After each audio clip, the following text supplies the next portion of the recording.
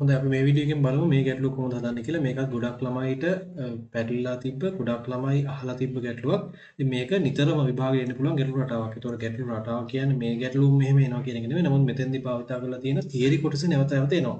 හරි බලමු ගැටලුව කියවලා අපි විශාල හරස්කඩක වර්ගඵලයක් සහිත ජල ටැංකියක් උස එච් වන ආධාරකයක් මත තබා ඇත. ටැංකියේ පතුල සමීපව ඉතා කුඩා සිදුරකින් නිකුත් වන තිරස් ජල ධාරාවක් රූපයේ පෙන්වා ඇති පරිදි ටැංකියේ කෙළවරක සිට D දුරක් තිරස් දුරකින් පොළවේ වදේ. ටැංකියේ පවතින ජලයේ උස y කුමක්ද? හරි එහෙනම් මේක සංසිද්ධිය බලන්නකෝ. උන ටැංකියක් තියෙනවා ජලය පුරවල. එයා කෙලින්ම උස්සලා අරන් ගිහින් තියෙනවා H උසක් නේද? H උසක් අරන් ගිහින් තිබ්බ ගමන් මොකද වෙන්නේ? එයාට විභව ශක්තියක් හම්බ වෙනවා. ඊට අමතරව මේ ටැංකියේ ලොකු ජල පරිමාණයක් පුරවලා තියෙන්නේ. එතකොට එයාගේ උඩ සහ පහළ අතර තියෙන ද්‍රව ස්ථිතික පීඩනයේ වෙනසක්. එතකොට මේ පතුලේ ද්‍රව ස්ථිතික පීඩනය වැඩි වෙනවා. ඒ හින්දා මෙතන තියෙන පතුලේ මේ කුඩා සිදුරෙන් ජලය එළියට විදිනවා. අපි V කියලා හිතමුකෝ. ඊට පස්සේ දැන් එතකොට එළියට විදින හේතුව අපි දැනගන්නවා. මෙතන පීඩන වෙනසක් තියෙනවා. මෙතනින් එළියට විදිනවා. හරි. එතකොට මෙතනින් මේ එළියට යන ජලය ඊට පස්සේ මොකද වෙන්නේ? ප්‍රක්ෂිප්තයක් වගේ වැඩ කරලා මෙහෙම ගිහින් පොළවේ වදිනවා. එතකොට පටන් ගන්න තියෙන තිරස් ප්‍රවේගයක් විතරයි පල්ලෙහාට ප්‍රවේගයක් නෑ. ඒ කියන්නේ හරියට නිකන් උඩේ ඉඳලා පල්ලෙහාට සිරස්ව පල්ලෙහාට නිශ්චලතාවයෙන් පටන් ගන්න වස්තුවක් වැටෙනවා වගේ අපිට මේ චලිතය පහළට ගමන් කරලා තියෙන ප්‍රමාණය හොයාගන්න පුළුවන්. හරි. එතකොට අපෙන් අහන්නේ අවසානයේ මොකද්ද? y. නේද? y තමයි අහන්නේ. හැබැයි මෙතෙන්දී ප්‍රකාශ හොයාගන්න නම් අපිට කරන්න සිද්ධ වෙනවා ඉස්සෙල්ලා y සම්බන්ධ කරලා මේ b ට ප්‍රකාශයක් හදා ගන්න ඕනේ. ඊට පස්සේ b සම්බන්ධ කරලා මේ පතුලට ගමන් කරන්න ගත කරපු කාලය සඳහා ප්‍රකාශයක් හදා ගන්න. ඊට පස්සේ මට තිරස් පරාසය සඳහා වෙනම ප්‍රකාශයක් දාලා මේ d සම්බන්ධ කරන්න පුළුවන්. ඇයි මම d සම්බන්ධ කරන්නේ? ඔයාලට පේනවා ඇති උත්තර වල d සහ h තියෙන්නේ නේද? y අකුරක් නැහැ. මේ v අකුරත් මම දාගත්ත එකක්. එහෙනම් මට මේ d කොමල් සම්බන්ධ කරගන්න ඕන. එතකොට මම කලින් ඔයාලා කිව්වා මෙතනින් පල්ලෙහාට මේ h දුරක් ගමන් කරන්න එයා ගත කරන කාලය මම හොයාගන්න ඕන කියලා. ඇයි එහෙම කරේ? අපි දන්නවා තිරස් පරාසයට මෙන්න මේ පැත්තට ත්වරණයක් නැහැ. හරි ත්වරණයේ බිඳුවයි. එහෙනම් මට මේ වෙලාවේ පාවිච්චි කරන්න තියෙන සමීකරණ S = ut ධන භාගය at වර්ගය නම් භාගය at වර්ගය නම් ඔයාලා දන්න ත්වරණයක් තියෙන මේ කියන්නේ නිකම්ම බිඳුවක් වෙන නේ S = ut විතරයි මට පාවිච්චි කරන්න S = ut තිරස් පරාසය සඳහා මෙන්න මේ d සඳහා ප්‍රකාශ ලියනකොට. එතකොට මම v කලින් හොයාගෙන හිටියොත් මෙන්න මේ u කියන්නේ v. එහෙනම් ඒ වෙලාවේ u ට v කියාගේ ආදේශ කරන්න පුළුවන්. ඒ වගේම t හොයාගෙන ඉන්නවනම් මට d සඳහා ප්‍රකාශ ලියන්න පුළුවන්. හරි.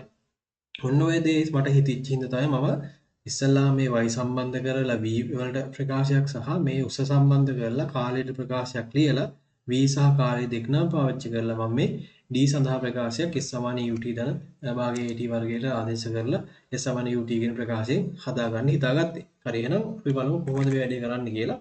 මුලින්ම මෙන්න මෙතනින් පිටවෙන vත් එක්ක මෙන්න මේ පතුලේ ඉඳලා මේ උඩට තියෙන දුර කොහොමද මේකට සම්බන්ධ කරගන්නේ කියලා බලන්න. අපි දන්නවා ළමයි සාමාන්‍යයෙන් මේ වගේ ටැංකියක් පතුල සිදුරක් නැත්නම් ටැංකියේ වතුර අඩු වෙනවද නැහැ. පතුලේ සිදුරක් නැති හින්දා වතුර අඩු වෙන්නේ නැහැ. නමුත් දැන් මොකද වෙන්නේ?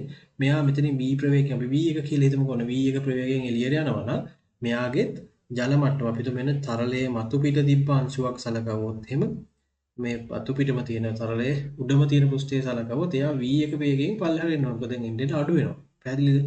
v2 කියලා හිතමු. v2 හරි වේගෙන් අඩු වෙනවා. එතකොට මේක අපි දන්නවා ක්‍රමානුකූලව ගලා යන තරලයක් වගේ නේද? මෙහෙම පල්ලෙහාට යනවා. මේකෙන් එළියට එනවා. ඒතකොට තරලයක් නෑ. එහෙනම් මේ වගේ වෙලාවට අපිට දාන්න පුළුවන් සමීකරණයක් තියෙනවා. එතෙන්දී මේ තරලය අසම්පීඩ්‍ය අනවතර අනාකූල දුෂ්ටාවි නොවන දුෂ්ටාවි නොවන තත්ත්වයන් යටතේ ගලාගෙන යනවා නම් අපිට දාන්න පුළුවන් සමීකරණයක් තියෙනවා. මොකද්ද? හරි. අඛණ්ඩතා සමීකරණය. ඒ කියන්නේ මෙයාගේ හරස්කඩ වර්ගඵලය අපි යාගේ හරස්කඩ වර්ගඵලය v2 a2 කියලා ගමු. ඊට පස්සේ මෙතන නලයේ මෙතන අපි එළියට පිට වෙන සිදුරේ වර්ගඵලය ඒක කියලා ගමුකෝ. හරි. අඛණ්ඩතා සමීකරණය සහ ඒකෙන් අපිට ලියන්න පුළුවන් a1 v1 සමානයි a2 v2 කියලා.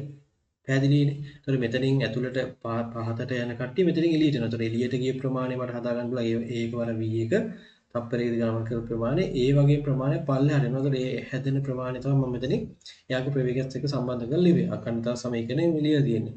එතකොට පුතා මේ සමීකරණයේ මේ දෙපැත්ත සමානව තියාගන්න අපි දන්නවා A2 කියන්නේ ලොකු හරස්කඩ. මෙයාලා දීලා තියෙන මේ විශාල හරස්කඩක්. හරි. එහෙනම් A2 කියන්නේ ඉතා විශාලයි. Aට සාපේක්ෂව V2 කියන්නේ ඉතා කුඩායි. ඉතින්දී A1 කියන්නේ මෙතන සිතුරේ හරස්කඩ ඉතා කුඩා සිදුරක් කියලා කියලා තියෙනවා. එහෙනම් A එක ඉතාමත් කුඩායි V එක ඉතා වැඩි. ඒතකොට එහෙම සලකවුවොත් එහෙම මට V එකට සාපේක්ෂව V2 කියන්නේ ඉතා කුඩා කෙනෙක්. ඒ කියන්නේ එයා නෝන මට්ටමකට හිතන්න හිතන්න ලොකු ටැංකියක් පතුලෙන් පොඩි සිදුරක් තියෙනකොට ටැංකියේ ජලය එකපාරට අඩු වෙලා යනවද නෑ නේද? අඩු වෙන්නේ නැහැ. එහෙනම් මට කෙලින්ම හිතන්න පුළුවන් මෙන්න මේ V2 ආසන්න වශයෙන් සමානයි බිඳුව කියලා නිකන් පොඩි අගයක් පේනවනේ. හරි. ඒ ගැන පොඩි අවබෝධයක් තියාගමු. ඊළඟට පුළුවන් මම අර කියපු ඉස්සෙල්ලා කියපු தත්ත්වයටතේ මේ තරල ප්‍රවාහයට අපිට බර්නූලි ප්‍රමේය දාන්න. බර්නූලි ප්‍රමේය දැම්මොත් මොකද වෙන්නේ? බර්නූලි ප්‍රමේය කියන්නේ මේ තරලයේ එක්තරා ස්ථානයක පීඩනය, ඒකක පරිමාවක චාලක ශක්තිය, ඒකක පරිමාව විභව ශක්තිය හැම වෙලෙම නියතයි. එහෙනම් මේ තැනදී මේ තුනම එකතු කරත් එක මගයක් එන්න ඕන. මෙතෙන්දී හම්බෙන්නත් ඕන එක මගයක්. එහෙනම් අපි මේ අවස්ථා දෙක සඳහා බර්නූලි ලියමු ඉස්සෙල්ලාම. මොකද අපිට එතනින් පේනවා විභව ශක්තිය ලියනකොට මේ y සඳහා ප්‍රකාශයත් චාලක ශක්තිය ලියනකොට මේ v එක සඳහා ප්‍රකාශයක් ලියන්න පුළුවන්. හරියන මම අවස්ථා දෙක සඳහා ලියනවා. අපි මෙතන දෙවෙනි අවස්ථාව මෙතන පළවෙනි අවස්ථාව කියලා හිතමු.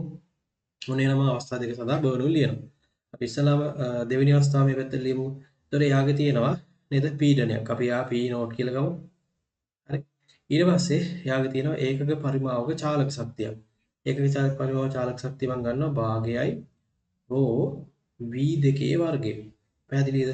චාලක ශක්තිය හදාගන්න ප්‍රවේගයට පාවිච්චි කරන ඊට පස්සේ ඒකක පරිමාව විභව ශක්තිය. රෝ g h හැබැයි h විදියට ගන්නේ මම විභව ශක්ති ශුන්‍ය මට්ටම මෙන්න මේ තැන කියලා ගන්නම්. මොකද මට එතකොට මෙයාගේ විභව ශක්තියක් නැහැ කියලා හිතන්න ලේසියිද මම එතෙන්දී විභව ශක්ති ශුන්‍ය මේ තැන ඉඳලා ගත්තොත් මෙයාගේ h y ශක්තියින් ඉඳලා මට h රෝ g y කියලා ගන්න පුළුවන් මේක. පැහැදිලිද? ඔන්න මම ලිව්වා දෙක සඳහා බර්නූලි. මේක සමාන වෙන්න ඕන මම යටින් ලියන්නම්. හරි යටින් ලියන්නම්. මේක සමාන වෙන්න ඕන. මෙයාගේ තියෙන බර්නූලි වලට තියෙන සාධක තුන එකතු කරලා ගත්තොත් එයාගේ පීඩනය P නෝට් මම මේ P නෝට් ගත්තේ කියලා කියන්නම්. ඊට පස්සේ එයාගේ චාලක ශක්තිය භාගයයි රෝ v1 වර්ගය ධන රෝ g බිඳුවක් වෙන්න ඕනේ නේද? මෙයාගේ විභව ශක්තිය ඉඳන් උසක් නැහැ බිඳුවක්. එහෙනම් මේක ඇල්ල බිඳුවක් වෙන්න ඕන. ඊට අමතරව මම ඉස්සල්ලා කිව්වා මේ v1 කියන එක ගොඩාක් වැඩි වෙනවා. v2 අඩු වෙන ගමන් මොකද නේ ආසන්න බිඳුවකින්ද මෙන්න මේ ප්‍රකාශය බිඳුවක් වෙනවා. එයාගේ මේ උඩ දෙවෙනි මට්ටමේදී එයාගේ චාලක ශක්තිය ඒක පරිමාණ චාලක ශක්තිය නොදලිය හැකි තරම් කුඩා වෙනවා. එතකොට එතෙන්දි මට ලියන්න පුළුවන් p නෝට් ධන රෝ gy සමාන වෙනවා මේ පැත්තේ p නෝට් ධන භාගයේ රෝ v එකේ වර්ගය. එතකොට මේ p නෝට් කියන ගත්තේ මොකද්ද? p නෝට් කියන්නේ බාහිර වායුගෝලීය පීඩනය. මෙයාගේ උඩින් මේ වායුගෝලයෙන් ඇති කරන පීඩනයක් තියෙනව නේද? එයා මම p නෝට් කියලා ගන්න. මෙතනත් ආසන්න වශයෙන් දෙපැත්තම වාතයට මේ මෙතන ලක්ෂය ගත්තොත් මෙතන මොකද වෙන්නේ? වාතයෙන් නිරාවරණය වෙලා තියෙන. එතනත් එහෙනම් වායුගෝලීය පීඩනය පිහිටනවා කියලා හිතමු අපි. එතකොට මම මෙතන ලියන්නම් ඔයාලට පේනවද දන්නේ නැහැ. හරි. මෙතන ලියන්න මම ආපහු මේ කතන්දර ටික අපි දෙවෙනි අවස්ථාව සලකවුවොත් p නෝට් ධන rho g y සමාන වෙන්න ඕන පළවෙනි අවස්ථාව තියෙනවා p නෝට් ධන භාගයයි rho v එකේ වර්ගය. අනිත් ඔක්කොම බිඳුවක් එනවා මෙයාත් බිඳුවක් එනවා මෙයාත් බිඳුවක් එනවා.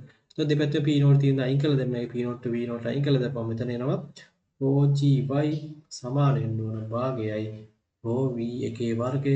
එහෙනම් රෝට රෝත් කපලා දැම්ම හැකි නේද? එතකොට ඉතුරු වෙනවා මේ පැත්තේ 2g y සමානයි v එකේ වර්ගය. එහෙමනම් මෙතන නලයෙන් එළියට පිට වෙන ප්‍රවේගය v එක ගත්තොත් වර්ගමූල 2g y. ඔන්න ඕක අපිට දීලා තියෙන 2g h වල වර්ගමූලය කියලා අපි අරන් තියෙන සමීකරණ අපි තියරි ඉගෙන ගන්නකොට ඕක අපි ඉගෙනගෙන තියෙන දෙයක් තියෙනවා.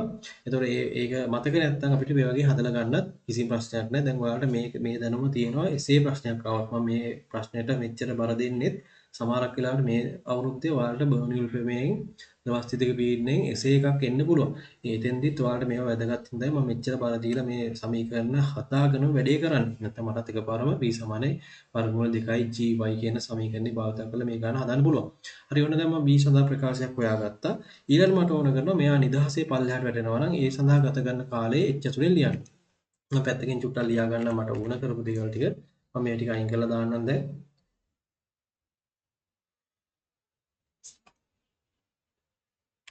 හරිලම අපි දන්නවා v1 සමානයි වර්ගමූල 2gy.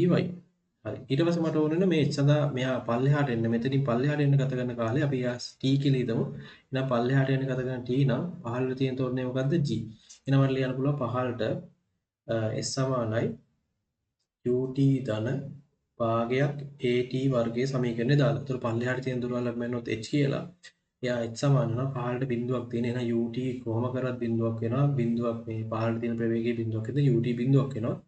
පහළටම g තියෙන හින්දා මට ලියන්න පුළුවන් භාගයයි g t වර්ගය. එහෙනම් මට ලියන්න පුළුවන් මෙතනින් 2h මේ දෙක හරස් ගුණයක් දාලා මෙතනින් දානවා 2h g කින් බෙදනවා. එයාගේ වර්ගමූලය ගත්තොත් t විදිහට හදාගන්න පුළුවන්. හරි එහෙනම් t ත් හොයාගත්තා. දැන් මොකද කරන්න තියෙන්නේ? මට තිරස් පරාස කරනවා. මේ පැත්තට s සමාන ut ධන භාගය at වර්ගය දාන්න තියෙනවා. මම දාන්න මෙතන s සමානයි ut ධන භාගයයි at වර්ගය. එතකොට මේ පැත්තට දානකොට අපි දන්නවා ත්වරණයක් නැති ඉඳ මේ කැලේ නිකම්ම ඉංගල යනවා. එහෙනම් දැන් s කියන්නේ කීයද? d. එයාගේ ප්‍රවේගය කීයද? වර්ගමූල 2h බෙදීම g t කියන්නේ sorry ප්‍රවේගය කියලා කියන්නේ වර්ගමූල 2යි කියදනේ මේ තියෙන 2යි t y වැඩි කරනවා t කින් t කියන්නේ වර්ගමූල 2යි h බෙදීම g. එතකොට දැන් සේරම වර්ගමූල ඔක්කොම තියෙන්නේ. එතකොට මෙතන මූල දෙකක් තියෙනවා. මෙතන මූල දෙක වැඩි වුණාම මේ පදේ දෙක මොකද වෙන්නේ? වර්ග වීමක් වෙන්නේ. එතකොට අපි මෙතන දෙකේ වර්ගමූලෙන් දෙකේ වැඩි කරපුවාම දෙකක් එනවා නේද? ඊට පස්සේ මෙතන මූල g මෙතන තියෙනවා මෙහෙම මේ පැටලී වාට එනවා මෙතන ලියන්න මෙහෙම වර්ගමූල g තියෙනවා.